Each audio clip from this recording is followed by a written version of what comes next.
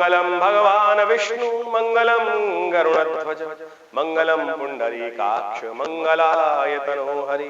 नमस्कार, स्वागत है आपका इस आचार्यवाणी चैनल पर। मैं आचार्य डॉक्टर विक्रमादित्य आपके साथ हूँ। 18 जून की बात करें तो 18 जून को रविवार का अवसर है। उस दिन उदय तिथि अमावस्या है।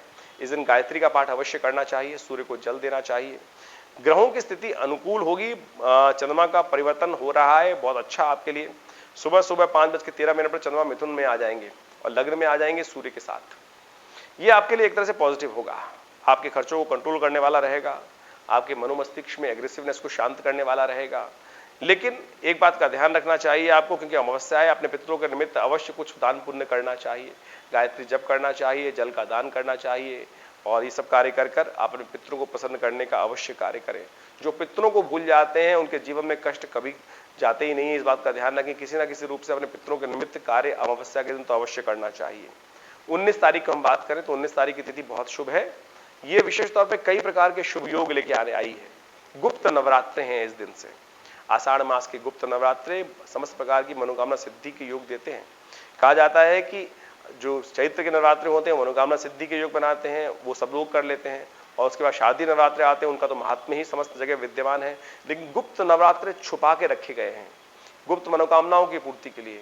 शास्त्र कहता है कि खाना पीना और अपने धन को और अपनी पूजा को छुपा के करना चाहिए। यदि कोई देख लेगा तो आपके पुण्य ले जाएगा, पूजा करते हुए आपको देख ले तो। इसलिए गुप्त नवरात्रों को छुपा के करने का प्रयास करना चाहिए।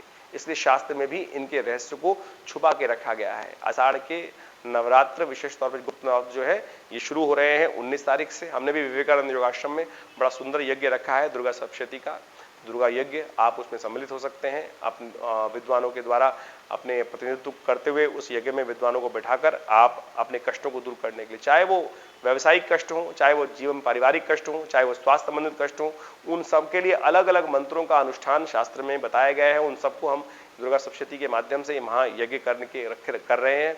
तो आप भी माँ भगवती के सुंदर श्री विग्रह के समक्ष उस यज्ञ को किया जाएगा। जो भगवती का श्री विग्रह 1947 में मुल्तान से, बड़ी प्राचीन प्रतिमा है, 500 साल पुराना भगवती का मंदिर वहां था। और पार्टीशन के टाइम पर एक श्रद्धालु हमारे आश्रम में उस श्री विग्रह को लेके आए। आज भी वो श्री विग्रह वहां स्थापित है। आप उनका दर्शन कर कर इस नवरात्र गुप्त नवरात्रों में यज्ञ में सम्मिलित हों। देखिए मनोकामना सिद्धि का योग बनेगा। ग्रह आपकी जिस प्रकार का योग बना रहे हैं वो हमने आपको बताया, क्योंकि इस दिन गुप्त नवरात्रे आरंभ हो रहे हैं। प्रतिपदा के दिन ही चंद्रमा का दर्शन भी शाम को हो रहा है, तो बड़ी सुंदर तिथि का निर्माण है। इस शुभ मुहूर्त में यज्ञ कर लेने से मनोकामना सिद्धि के अद्भुत योग बन जाते हैं। तो इस मुहूर्त को जाने नहीं देना चाहिए ऐसे ही व्यर्थ में, अन्यथा देखिए समय है निकल जाता है। जो समय के अनुकूल ज्ञान के अनुसार से कार्य कर लेते हैं उनकी मनोकामना सिद्धि का योग बन जाता है। तो अवश्य करें, इससे लाभ प्राप्त होगा। 20 जून को ग्रहों की गणना विशेष तौर पर परिवर्तन का योग बनाने वाली है और विशेष तौर पर ग्रहों का परिवर्तन पॉजिटिव रहेगा आपके लिए। धन आगमन के योग बनेंगे, पॉजिटिव चेंजेस होंगे।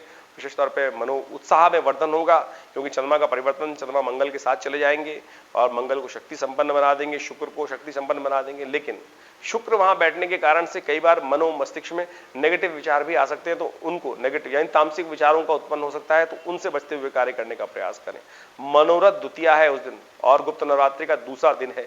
मां ब्रह्मचारिणी का ध्यान करें, जिससे मन आपका योगरत हो, मन तपस्यारत हो, मन साधनारत हो और मन बाह्य बातों से हटकर ध्यान की तरफ जाए। उस दिन बुध अस्त हो रहे हैं, इस बात का भी ध्यान रखिएगा। व्यावसायिक दृष्टिकोण से आपकी ऑर्गेनाइजिंग कैपेसिटी में कुछ कमी आने के योग बन सकते हैं, तो इसलिए उसका निमित्त कुछ उपाय करने का प्रयास करना चाहिए आपको।